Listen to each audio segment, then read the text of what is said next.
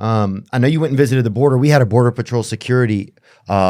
We had a gentleman on here who was the head of the Border Patrol. Oh, Chris Clem? No, this guy, he had retired. Roy Villarreal. Okay. He came on here. This is 2 years ago, and he was talking about one of the biggest issues that he was noticing at the border. This was in Arizona. That was his jurisdiction. Yeah. Was that people were getting the legislative branches weren't working well. So like they would arrest people, but they weren't prosecuting them. So they would get just the same people back over and over again. So it seemed like such a goose chase. Well, it's gotten 100 times worse now. Wow. Because now that people are just, I mean, I was there between 2 and 4 a.m. in the morning. I watched 300 people just walk across, and then the Border Patrol brings them to the airport, and they fingerprint them. If they're a criminal, then they go into a different line. But the rest of them are brought to the Yuma airport, given a ticket to any place they want to go in the United States, and then we pay for it if they don't have the money for it. And, they've 110,000 have landed in New York, and this is a humanitarian crisis. I talked to the people who are coming over. They've been exploited, extorted, beaten. What's happened is the whole thing's run by the Mexican drug cartel. We saw the buses. They have white buses the cartel owns. 55 people a bus. They pick them up in Mexicali, and they bring them to the border, and they let them out. The people who come out are from every country. They're not, right, they're from all over. And they have to pay the Africa, cartels. They're from Asia. Right. They have to pay the cartels to get through their land. Right, but they pay them usually up front $10,000 to $15,000 to get them across the United States. And the cartels are advertising all over the world. Wow. And they're advertising on YouTube, TikTok. They're telling you exactly what's going to happen to you. They come across, and then what happens is they're given by the Border Patrol. There's 9 Border Patrol committed suicide because what they're being asked to do is not their job. They're just escorting people. 7 million people have come across illegally in 3 years, and legal immigration during that period was 3.1 million. So the cartels are literally controlling our immigration policy. And well, what's the solution to it? We have a video that I made, an 18-minute video that shows what happened. But you were only down there for what? How long were you down there for? I was there for 3 days. Okay. And then, and then we've been dealing. We made the film. I've been writing a lot about it and researching it, and it can totally be shut down overnight. They're not. And what happens is people think, well, there's all those people I watched coming across.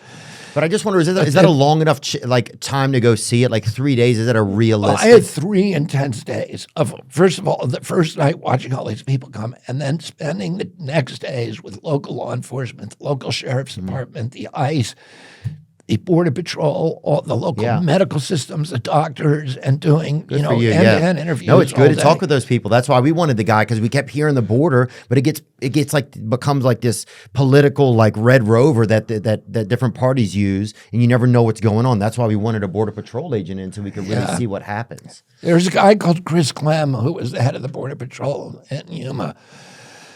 And he's fantastic, and he's giving us advice. But, what happens is that a lot of the Democrats think, oh, we're being kind to these people by letting them in, but we're not. In fact, what happens is they're given a court date for 7 years in the future to go to the asylum court. So they have 7 years in this country where they have no legal status. So they're not allowed to work. So they'll work for 5 or 6. You have unscrupulous employers who give them $5 or $6 an hour, and then they're employed on construction sites in New York. The construction company that's employing them is competing for bids against a union labor company. And because he's paying $6 an hour. Right. So, but just as guilty as the people who are undermining the system, right? As they are of undermining the system, people can have their own social beliefs about it, but there is guilt of undermining what the system is that's in place. But the people that pay them to work are also guilty, right? If they're I mean, here's what I would do. And first of all, you need to hire 1,000 asylum judges, and you need to adjudicate before people come in. Once they come in, they're entitled to stay here until they get a court date. Put them right on the border, like Judge Yu. Exactly, and they adjudicate right there. And then it will shut down the border. But most of the people, 99% of the people we interviewed didn't even have an asylum claim. They just said, well, I'm here to work. Right. I want a job. Right. And so they are not entitled. They have to come through the regular line like everybody else legally. Yeah, that's what's fair, is just doing it legally, because you can't keep, if you don't have accounting and inventory of your business, then you're bound to go. Yeah. I'll tell you how you shut it down overnight. And this is what I'm going to do the day I get into office. I'm going to waive passport fees for any American who can't afford it. Now, what that means is if you can get a passport card, I don't know if you've seen it. I got one. It looks like a license, right? Nice. It's a federal ID with your picture on it. And the problem is it costs $65, and there's some paperwork attached that makes it difficult for very poor people to get them. And so there's a lot of people in our country who are poor, particularly in cities, who don't drive cars. They don't have a driver's license. They have no government-issued ID. Now, if you don't have a government-issued ID, you're a second-class citizen. You cannot open a bank account, which means you're using, the paycheck, companies that take 10% of your Social Security check to cash your check.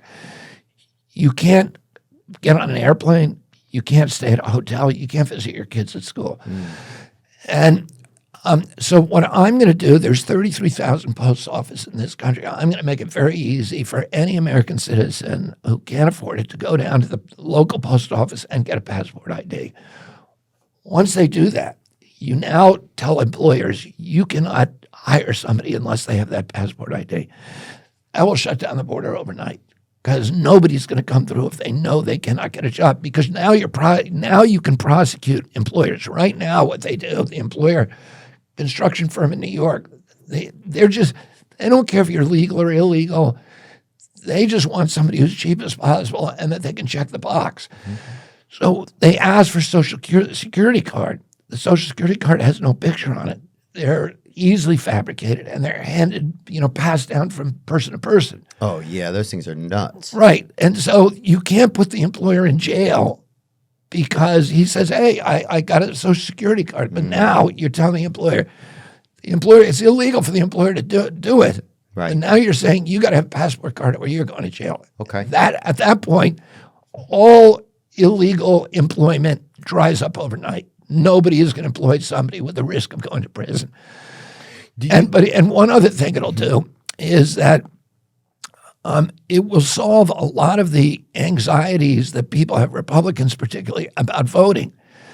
Because they say, these people are coming in and they're voting. People are voting without ID and they're double voting. They're committing voting fraud. Well, now everybody has an ID, and you can't have any of that kind of voting fraud. And the Democrats support it. I mean, the Democrats will support it, although Biden won't sign this bill. But the big civil rights leaders like Andy Young, Al Sharpton are all behind this idea. So we can solve all these problems and the anxieties and the debate about the voting system and whether you need ID or not to vote. Right now, Democrats oppose ID laws, and the reason they oppose it is they say if you force people to show an ID, you're disenfranchising a lot of students who don't have driver's license. You're disenfranchising poor people who live in the city who don't have driver's license. And there's other people in the country, elderly people, a lot of their license have lapsed, so they don't have ID. And you disenfranchise all of those. Those are all Democrats. So the Democrats say we shouldn't have ID laws. Now we've got civil rights leaders who are saying, let's have IDs to vote, but let's give everybody an ID so everybody can get one. Right, then nobody has an excuse. And nobody has an excuse. Yeah.